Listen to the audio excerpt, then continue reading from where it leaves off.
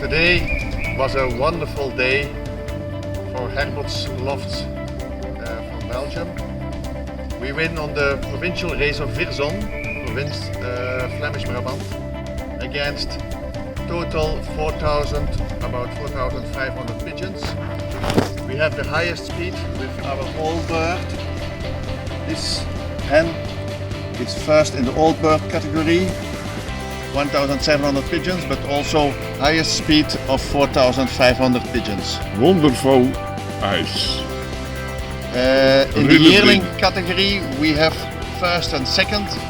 This is the winner in the yearling category, 2,400 pigeons in competition. And this is the second provincial winner, 2,400 pigeons in competition. This is a daughter of Olympic Rico, paired to a daughter of New Kittel. This is a daughter of Olympic Euro from Eierkamp.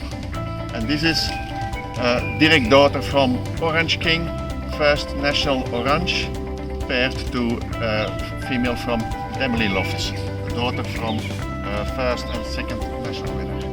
So a wonderful day today, Vierzon.